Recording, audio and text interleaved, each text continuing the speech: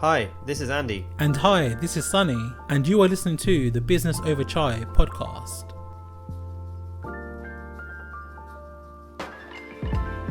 Our mission is to share startup stories that will inspire the next generation of entrepreneurs across the South Asian community.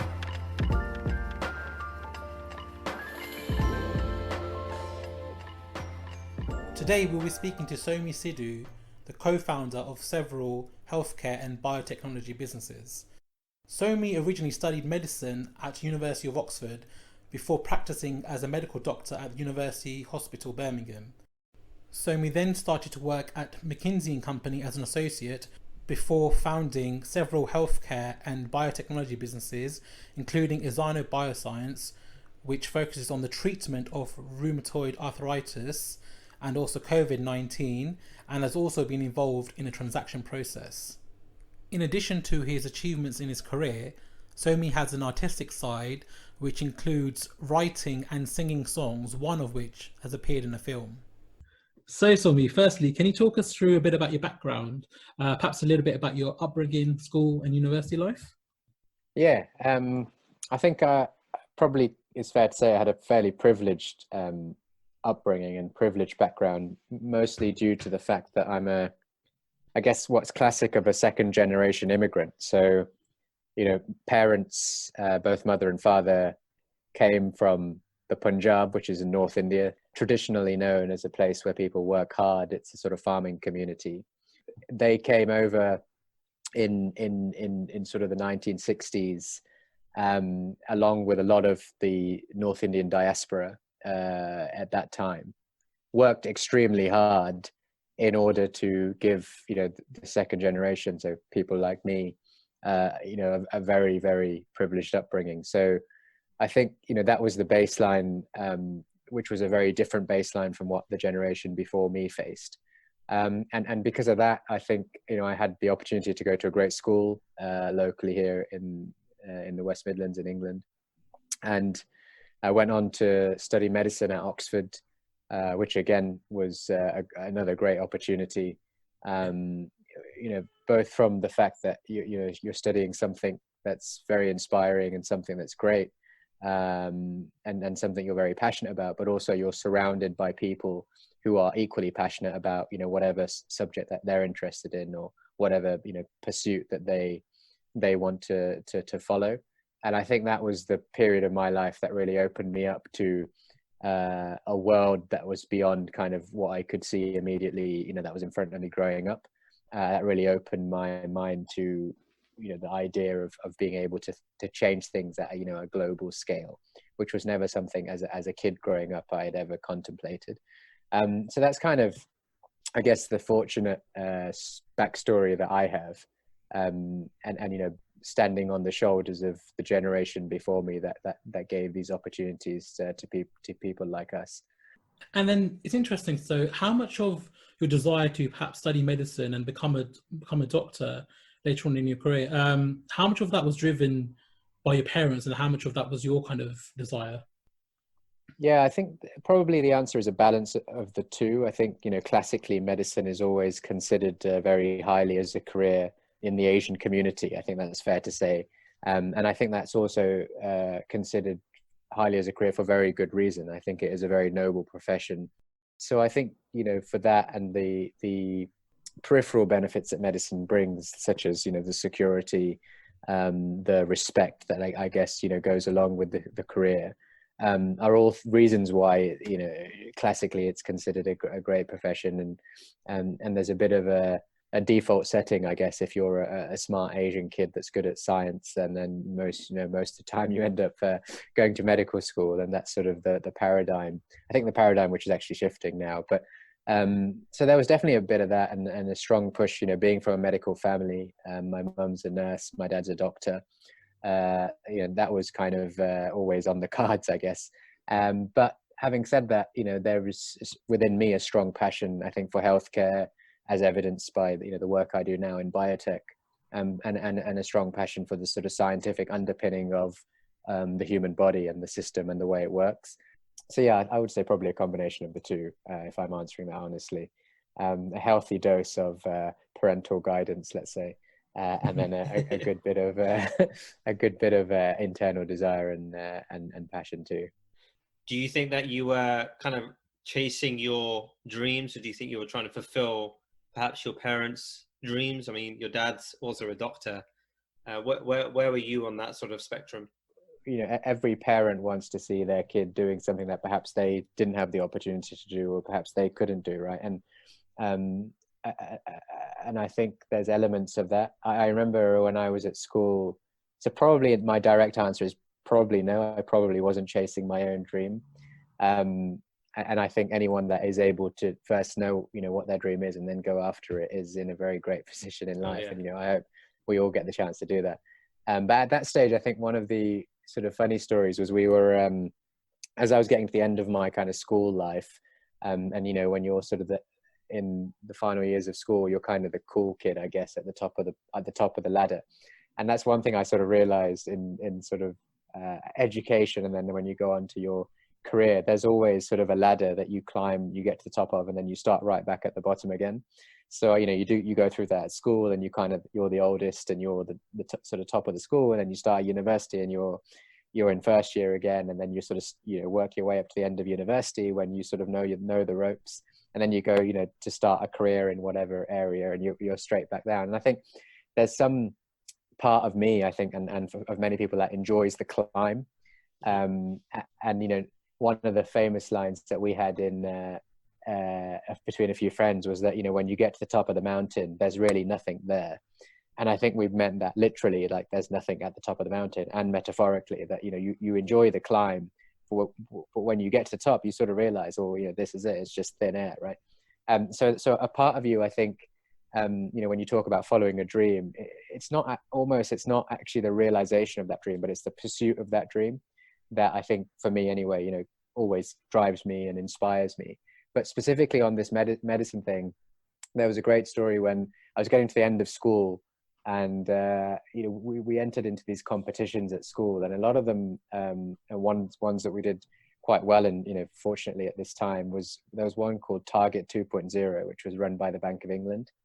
And I think our school had never got past kind of the first round, and there were maybe 3 or 4 rounds of this competition. And our economics teacher, was really a big, one of his dreams, I guess, was to take a team from this school all the way to the end. And the final round was actually in the Bank of England building on Threadneedle Street in London, one of the most famous kind of financial institutions or, financial settings in the world, let's say. And you present to the Monetary Policy Committee, which at the time, Mervyn King was the head of. And I remember we did the presentations. There were sort of the 5 or 6 schools in the final. And Mervyn King came up to me at the end and sort of put his hand on my shoulder, and he said, "Oh, you'll make a great economist one day." And I looked back up at him and said, "Oh, I've actually just got a place to study medicine at Oxford." And he just raised an eyebrow and said, "Well, you might want to reconsider that." So I think, there was a part of me that always had this kind of interest in something other than, the medical side of things, but as evidence, I guess, by that story. But, both at university, then in the early stage of my career, I kind of realized that there are opportunities to bring disparate interests together, actually. And I think entrepreneurship is a great way to do that. It's a very creative way of bringing disparate things that wouldn't ordinarily connect into the same space. And, actually some of the greatest ideas are when different skill sets or different interests uniquely combine to try and, solve a problem. And some of the great businesses and great business ideas have come from that kind of combination of things that you wouldn't ordinarily put together. And you've done quite a lot of, extracurricular, whatever you want to call it, stuff as well. And I know that you're a musician, and you come from a family of musicians. Could you share a bit about that and some of the stuff maybe your dad's done?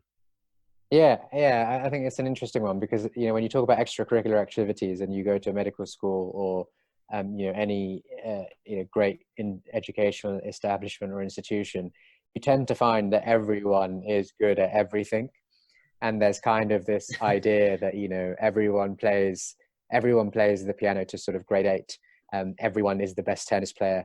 Everyone speaks 6 languages. And I think the more and more you go to sort of more and more competitive fields, whether it's in education or, in your career, there are some very, very talented people out there in the world, which is an amazing thing. And I think, I'm probably not one of them, but I think it's fair to say that my dad probably is. And his story is an interesting one where, he came from North India, from Punjab, at the age of, I think 12 or 13, to live with a sort of distant uncle. He didn't speak any English at the time. He somehow, found his way into medical school in the UK. He studied in Wales. He qualifies as a doctor. So this kid, from the village in North India, soon after landing in England has gone to medical school, qualifies as a doctor, and famously said to me, when I'd come home after a tough week at medical school or complaining about some exams, he'd sort of say, well, I couldn't really even speak the language and I managed to get through. So I think you'll be okay. Wow. So while he's at medical school, he then writes a song, and he's always had a passion and interest in songwriting and sort of singing and writing together. And he writes this song, which is actually based on a medical school party where he sees a conga line or a conga dance. And he sort of thinks to himself, well, I haven't seen this type of dance movement where people join up in a line in Indian music at all. So he makes a song called the Rail Gaddi, which sort of translates literally as the train or the train line. And the idea behind that was what can you say to get people to join like a conga line, as he was seeing in sort of some medical school party, but in a sort of Indian wedding context. And this is before the time of music videos, so you couldn't really show it on a screen. So he kind of actually literally wrote like "Everybody Make a Train," and it's become, and I think that song was written sort of in the mid 1980s, and it's become, one of the most played songs in the history of sort of Punjabi or Indian or Bhangra music. So I guess he's then become somewhat of a legend in that space, and is also still practicing as a doctor. So, a great example of a multi-talented person. And I was lucky enough to sort of have someone like that in my life. I think the person with even more talent is probably my mum, who's managed to cope with him all this time.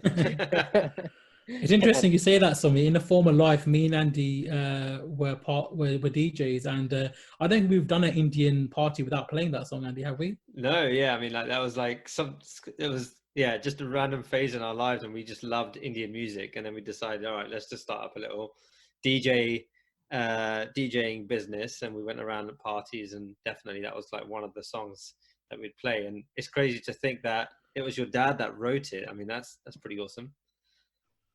It's an absolute classic in a banger, must say that. Yeah. I mean, I think the cool thing about it is there are very few ideas that still sound as fresh today as they did, I guess, when they were first out. And I guess we weren't actually alive when this song came out, but you can still hear it at a wedding now, or the guys playing it at the DJ now, and it sounds just as good as I'm sure it did then. Yeah. So it's quite unique, and I think there aren't many songs that still playing 30 years on.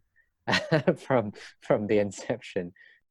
I was intrigued about something you said earlier, actually, Somi, where when you go to a high performing institution such as Oxford, you seem to find that everyone's doing so well. Everyone can play piano at grade 8, for example. Everyone's achieving very highly. Do you find that there's some people that just generally naturally have that in their genes, or what's your kind of take on that? Does there need to be passion there, or are you the mindset where everything is literally possible if you put your mind to it?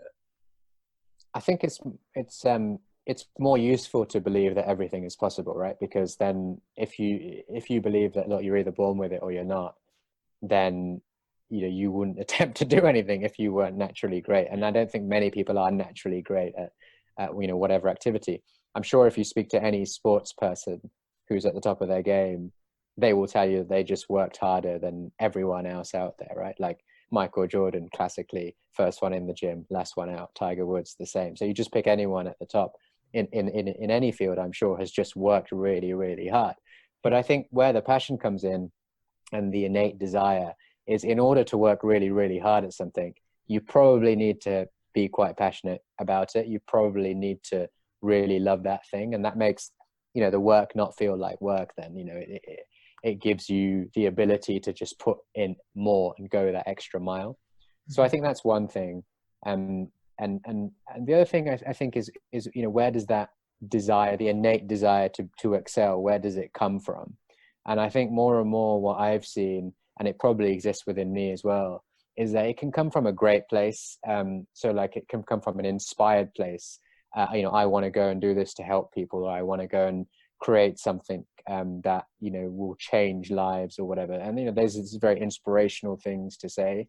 But what I've also experienced myself and seen in these kind of high performing environments is it can also come from a kind of a dark place, or it can stem from insecurity or the need to prove yourself, either to others perhaps, or even to yourself. And I think actually both of those are important. And I think you need to have sort of the passion to do something great, and you also need to sort of understand your own dark side and kind of understand where this sort of passion or where this innate desire stems from. And I think the more you can, meld those two things together, the more you're able to, both understand and control this kind of fire that burns within you, and use it, for, hopefully for positive change and for good. And again, talking about business and entrepreneurship, that's a great way to channel a lot of these passions and desires into something that, you can go and then use for, whatever it is that you're interested in doing. So Somi, yeah, we talked about your time at university, and you've now completed your degree, you studied medicine. Tell us what happens after that. Yeah, I guess what happens after that is you did medicine, you got the t-shirt, you take the photo with the graduation hat on, and you tick the box that we were talking about earlier, where the family are now so proud of their son who's just become a doctor. So that was kind of great, and sharing the joy of that. And actually, one of the last pictures I ever took with my late grandmother was at my graduation day in Oxford. And for a woman who is completely illiterate, from a village in India, can't read or write, or even write her own name, for her to be joined with me there in one of the greatest educational institutions in the world was amazing. So that's one of my fond memories. But I think having that platform, again, it puts you in a very privileged position. And the classic route after medical school is that you go and be a doctor, and that's the whole reason you went there, right? So I kind of did that. I went to practice medicine. I did cardiology and general surgery as a kind of junior doctor at the Queen Elizabeth Hospital in Birmingham. But while I was kind of on that journey towards the end of medical school and starting to think about what I wanted to do next, I was getting very involved in the kind of non-medical pursuits. So I did a few internships in the city and started seeing kind of things outside of medicine more and more. After a short stint practicing as a doctor, I ended up working for a strategic consulting, management consulting company called McKinsey. And, I thought that was a good opportunity to start building a platform, in the sort of business world, which was increasingly where I was being drawn to, both from a, innate, passionate desire, I guess, wherever that desire stemmed from. But also it was something where I felt I could apply a lot of my interests and skills, and it was an area that I could maybe be quite good at. So then, what happened after McKinsey then? Well, I mean, I don't think it always sounds romantic to look back and think there was some sort of master plan, and I'm sure I could probably try and pull that master plan out in hindsight. But the reality was that, and I guess reality often is that there isn't really a master plan, and you kind of you end up doing stuff. And I think Steve Jobs famously once said, right, you can only join the dots when you look back. And I think that's definitely true. So I left McKinsey, and I had an inclination that I really enjoyed the kind of hands-on nature of being a doctor. So you're kind of on the front line, you're doing things, and you're making a direct difference. I also sort of enjoyed the systematic nature of being at a place like McKinsey, where you're sort of thinking about how you can change things, at scale. But one of the downsides of being hands-on as a doctor is that you can't always influence the system, and one of the downsides of trying to influence things at scale is you can't always have direct impact, right? So then I kind of came to a place where, how can you meld those two things together? And for me, the answer was basically becoming an entrepreneur, right? Which is, but that was just the way I saw things. So set up a company which was taking forward a very interesting drug, which was sort of in mid-stage clinical trials. So it's a drug that wasn't yet available to patients, and it was being trialed in different diseases. And we were looking at disease areas which may not have adequate treatments right now. So this really appealed to me.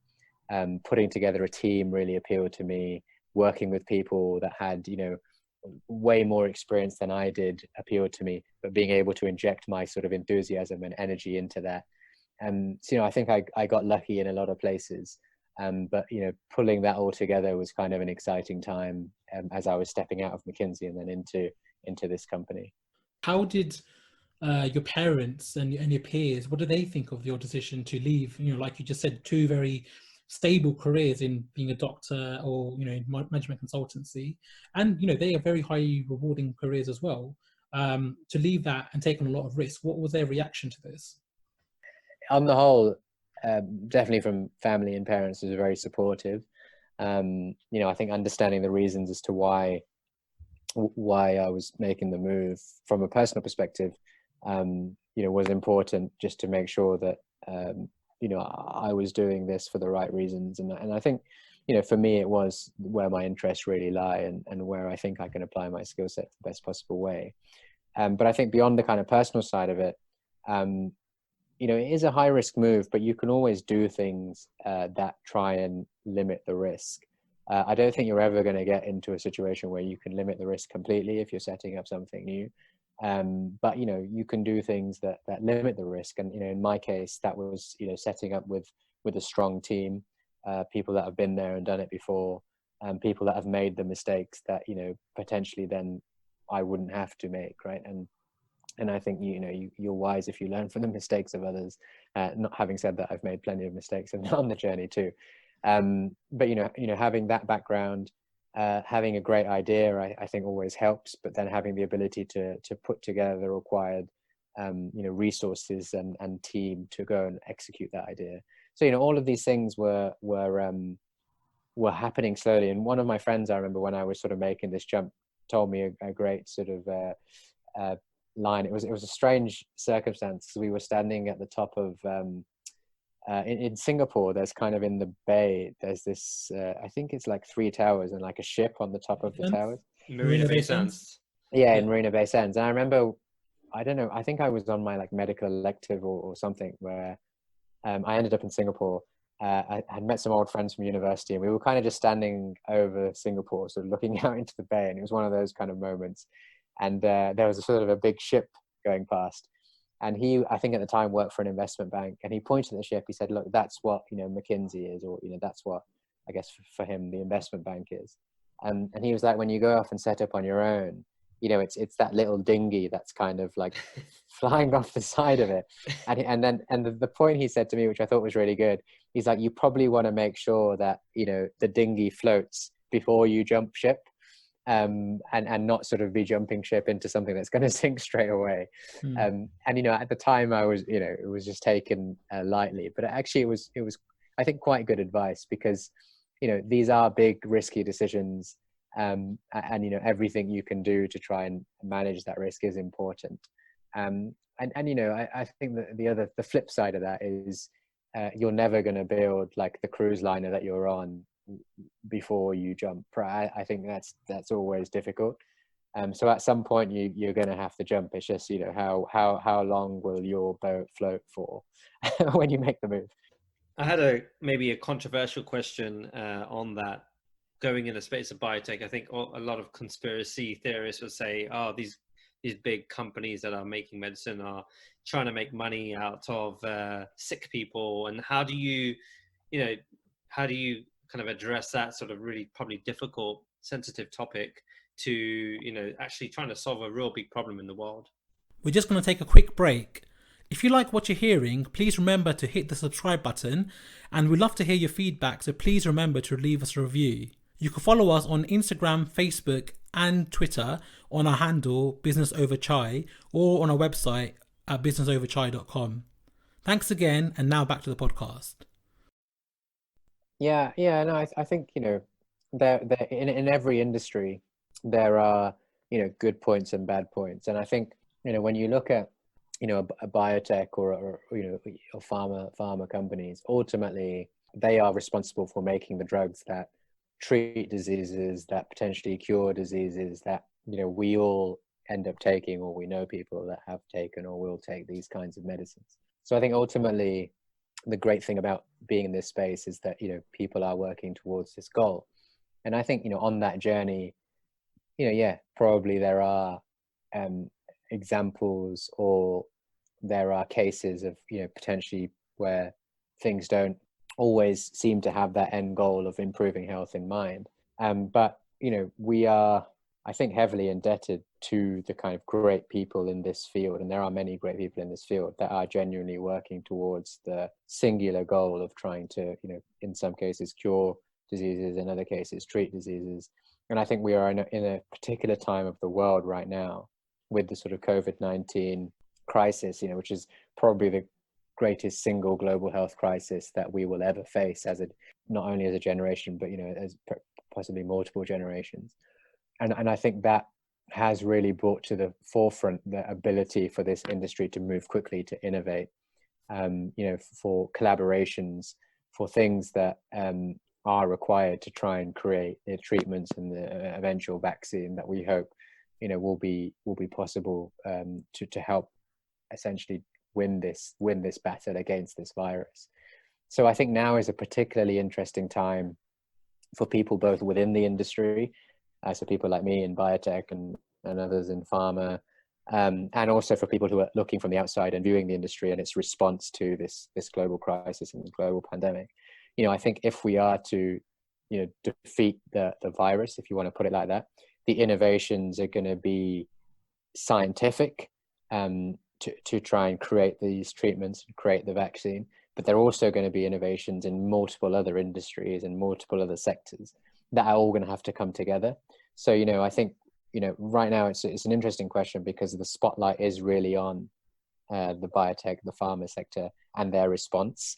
And I think they, in my opinion, the response of biotech and pharma has been very rapid, very innovative. So I think it's definitely shaking out some of the cracks that probably existed beforehand, and hopefully will go on to, continue beyond COVID. But, this is a very critical piece of the answer, a critical piece of the jigsaw that's going to help us get through this pandemic. You mentioned the kind of magnitude of the problem the world is facing right now with coronavirus. So in terms of the pharma and biotech sectors, is literally every company trying to find a cure for this right now? And inevitably, obviously, not everyone's going to be able to do that. There's going to be, a first mover to the market. Will that mean that some companies pump a lot of money into this and inevitably have to close their doors then afterwards? Yeah, and actually that's true of any type of drug development, right? Like I think for any disease, for any kind of drug, like the chance of failure is huge because of how difficult this process is. I think that's exacerbated in COVID, in that, we're trying to work at a pace that is unprecedented and that has never previously been seen. There is, a lot of innovation happening, but it's happening because this is an unprecedented threat that we're facing, right? This is the biggest global health crisis, in our lifetime. The more that happens is probably still not enough. It's that kind of crisis that we're in. The list of treatments that we have against COVID is not very long. We have a number of potential vaccines in the pipeline, but we're still unsure on, if and when a vaccine will become available. So, there is a long way to go in this battle.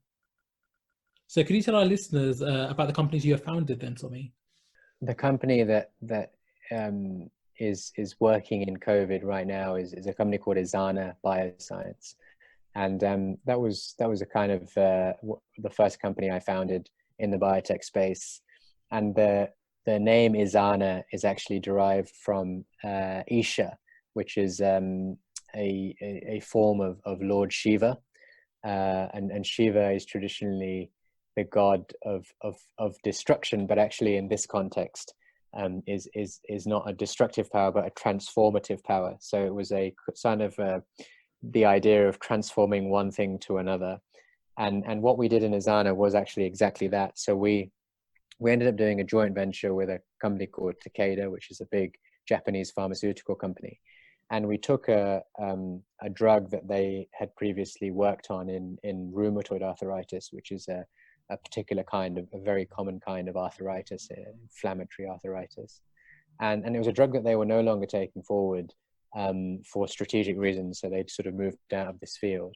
And we actually took that into a company. This company was called Izana, and started doing some trials in different kinds of arthritis with this drug. So, you know, we, being a small company, you know, moved and shifted all of our resources to really start looking at the sort of COVID problem and how we could help address it.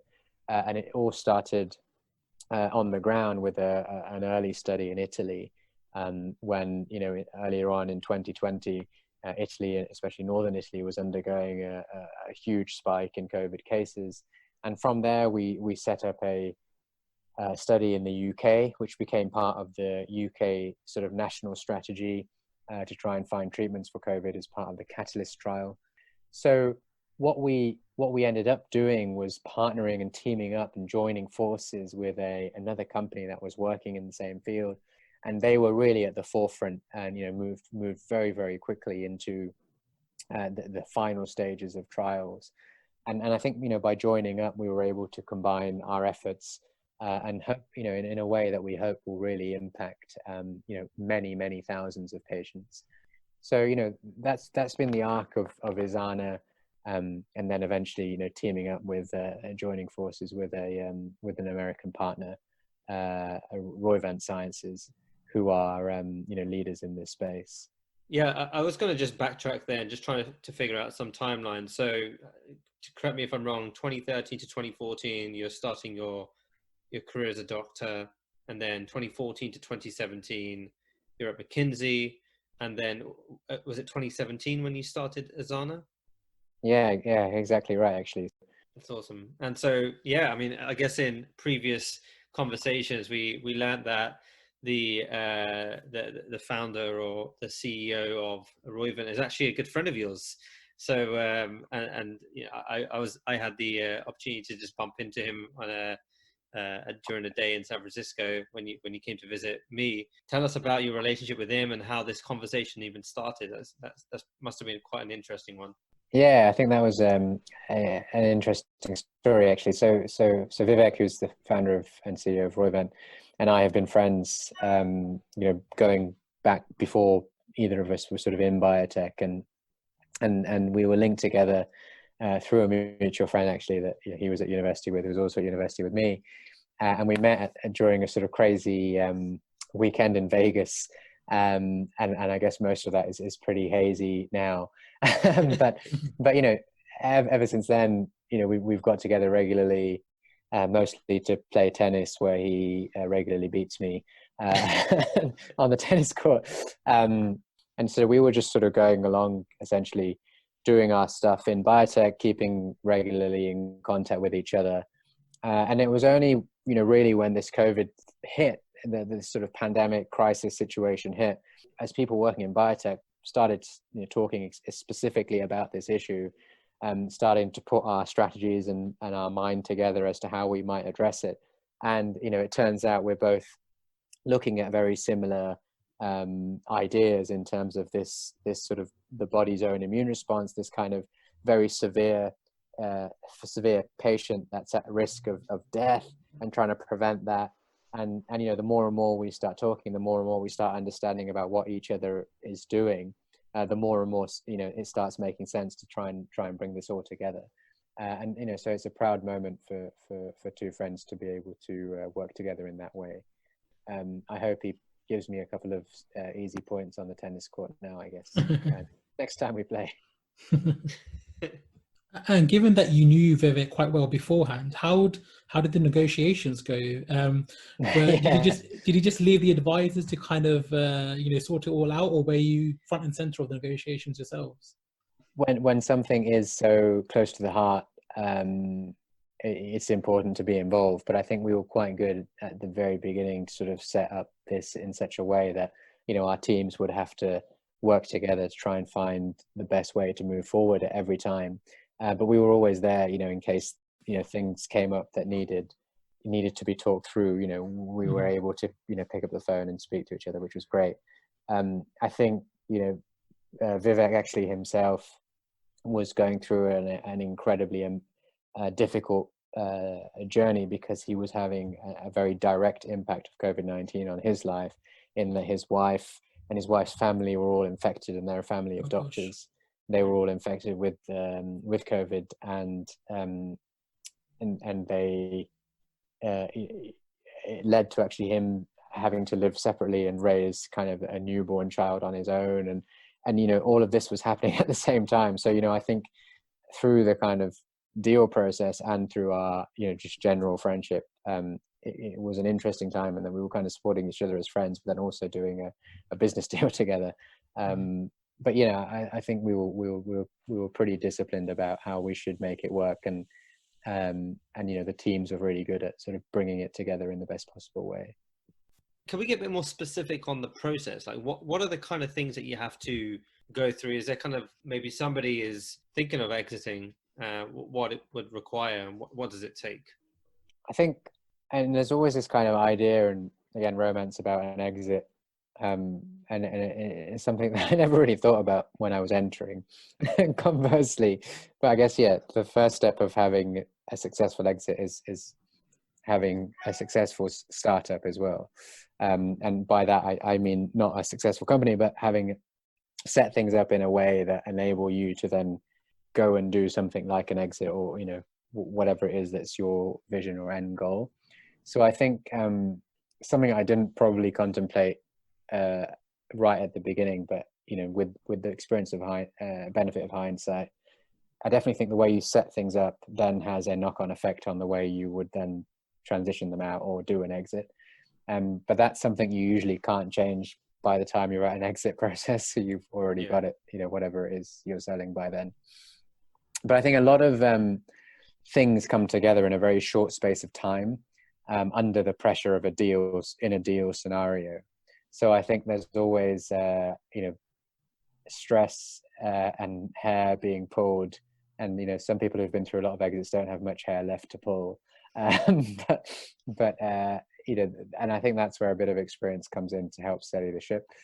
um, but you know, you're talking about things like legal, finance, ops, and you, in our case, you know, clinical development, live clinical studies, all having to come together in a certain way and being packaged in a certain way and then being handed across. And then there's kind of not just the exit itself and the run up to the exit, where there's a huge due diligence phase, and things being cross-checked all over the place on both sides. And then there's the actual process itself and sort of managing that. And there can be multiple players in that process in terms of multiple bidders. And then there's actually the post-exit and the, you know, the merger and the integration and whatever else it might be. So I think every deal, you know, in a funny way is unique, but also every deal is the same, and that you have to go through these motions. And I think, you know, it probably helps to have people around that have been there and done it before. Um, and definitely, I think I'm a slightly more grey now than I was before we entered into the process. Cool. So Amy, we're just going to kind of touch on a few things related to sort of the entrepreneurship story. I mean, you set up a team. It sounds very easy. I'm sure it wasn't. How do you just go about finding the right people? Could you kind of expand on who those people were that were sort of the founding team, and what brought you to a decision of, you know, picking those guys out? Yeah, I think it's a sort of two-way street. So, you know, you kind of generally, I guess, set out with some sort of idea or some sort of um, view on what you kind of want to do.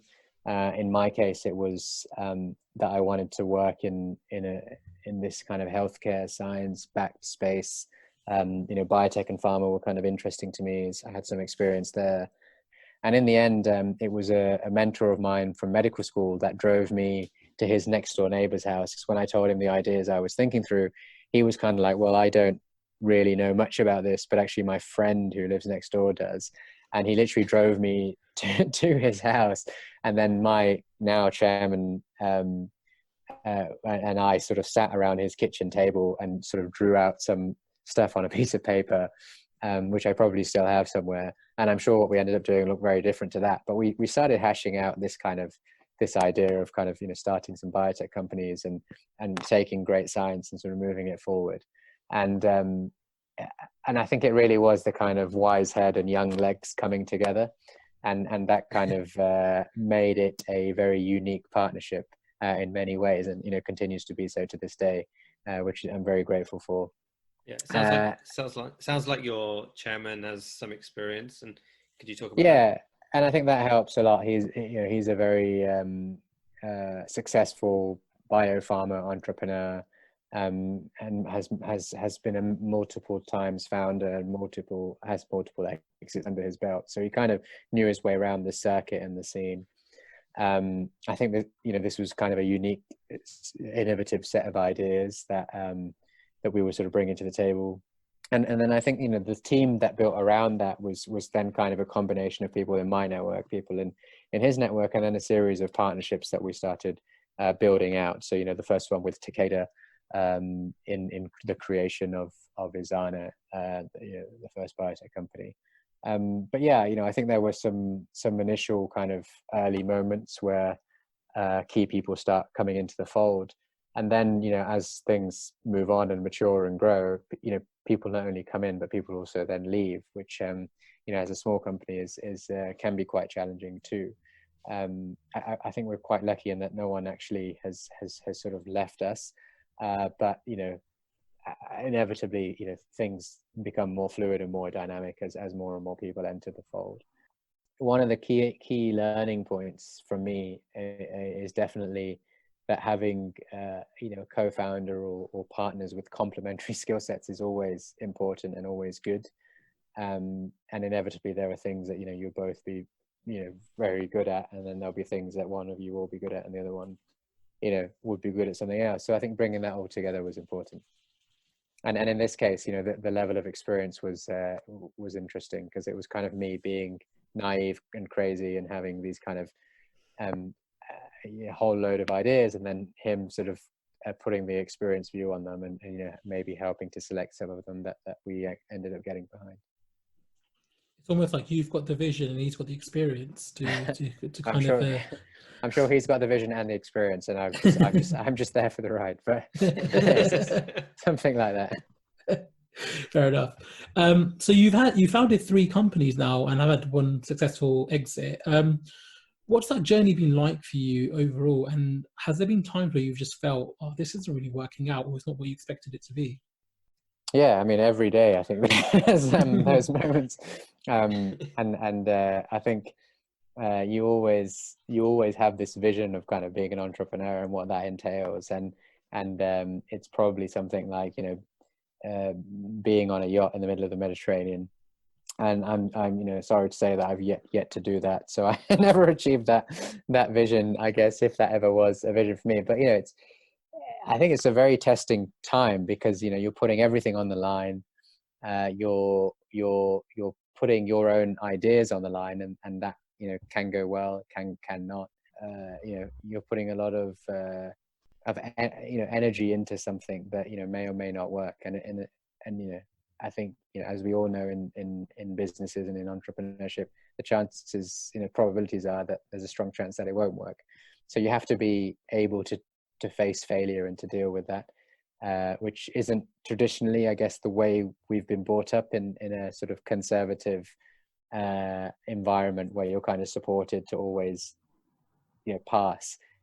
Whereas here you're sort of almost very directly, probably for the first time in your life, dealing with the possibility of failure in a very real sense. So things like that are quite difficult. You touched on your father being a songwriter and a singer as well. Is I that guess correct? more a songwriter. He's only a singer in the shower, I guess. Right. But is that where your passion for music and poetry comes from? Your Yeah, respect I think so. I think I've always grown up around singers and just writers and creative people being around, and I think eventually, I guess some of that passion. I'm not sure if talent is true, but the passion definitely rubbed off on me. And I've tried my hand at some poetry and some songs too, and some of them have played at various places, and I guess my friends bear the brunt of having to listen to them, but one of them was kind enough to play it at his wedding a couple of times, which is quite nice to see that something you've created has led to someone else enjoying a moment, and probably a few laughs at your expense too. But yeah, I think it's an interesting, and I'm very grateful to have a creative outlet that I can at least try my hand at. Can you talk a bit about the contrast between business and creativity?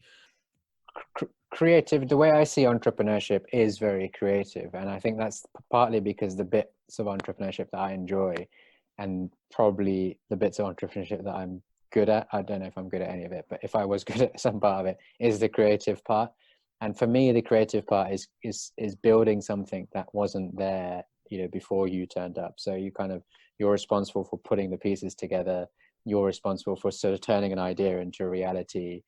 So I think there are lots of parallels, and I think for me anyway, the most enjoyable part of entrepreneurship and the journey is that creative part of it. And I think that's partly because I have this kind of huge passion for poetry and creativity, and it all kind of came together for me in a poem I did about entrepreneurship, which was right at the start of my journey. I sort of talked about this innate need I had to kind of break free from the velvet coated prison, the office guards who use security cards to monitor my every position. But as soon as I broke free, I sort of realized that the grass isn't always greener on the other side, but maybe you just smoke it more. And I think the point I was trying to make in a sort of funny tongue-in-cheek way is that you have these perceived constraints within a company, say, and then you have these perceived freedoms within an entrepreneurial setting, but they are actually just that. I think you can be entrepreneurial within a company. An entrepreneur doesn't have to be in a business setting, although that's classically what we end up equating it with. Those sort of parallels for me are kind of where the creative side and the business side start intersecting. So what's next for you personally and for your companies? Good question. I think if I knew the answer to that, I probably would be off doing it. I think, as I said at the beginning, there's no master plan. The aim is to continue to work in a space that excites me, which is, working with great science, trying to develop medicines that will go on to help people. That was kind of my passion as a doctor. That's something I wish to continue doing through the sort of entrepreneurial journey. So yeah, I think more of the same is probably the best answer I can give you, and maybe take a bit of time off along the way. Oh, I can only imagine you've had quite the journey, it sounds like. Yeah, grateful for it too. If you could invite 3 guests for chai, who would they be and why? Any restrictions on the guests? Nope. living or dead? No, living or otherwise. Okay, cool. Well, I think we'd pick definitely one would be a great scientist, and I think in my case, I would like to invite William Osler. I think was a bit of an important man in sort of medical fields, and an important man in an Oxford context too. And I think that would be an interesting kind of start to medical start to the journey of chai with 3 great people. I think I'd like to call a great poet, which would be Rumi. I think sitting together with Rumi and hearing the sort of Sufi take on everything that was discussed over the dinner table, or whatever, the chai table, I guess, the coffee table, would be interesting. And then I think a great entrepreneur, would capture the kind of three facets of a little bit of what we've discussed. And an entrepreneur that I think right now I'm quite interested in is Elon Musk.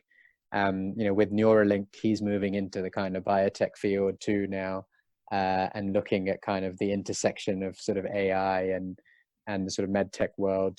And the neuroscience area was something I was always interested in. So I think that would be a very cool combination of sort of scientist, poet, and entrepreneur together. And I probably wouldn't be allowed into that room, so maybe just fly on the wall. Well, Somi, we really appreciate all the time that you've taken out to speak with us, and your story is great. We're looking forward to seeing more of Izana and the work that you're going to continue to do over the foreseeable future. So wish you all the best. Where can people reach out to see or hear more about perhaps your work, perhaps your creative side even? Good question. I guess creative side, I tend to just almost do as and when it comes. I don't have a sort of formal plan on that, but I do tend to get involved in projects as and when I can. And I put some stuff up on YouTube, so you can find some stuff up there. And the business side, I guess, if you want to check out my LinkedIn, is probably where most of that stuff goes up. And hopefully, following the COVID journey, we'll pop up some of our work too. We'll link them in our show notes, Somi, but it's been a pleasure speaking to you. Good luck for the future. Yeah, great. Lovely talking to you both. Thank you. Hi there, thanks again for listening to the Business Over Chai podcast. If you like this content, please hit subscribe, and if you have any feedback, please give us a review. You can also follow us on Instagram, Facebook or Twitter with the handle Business Over Chai, or alternatively on our website businessoverchai.com. Thanks again for listening.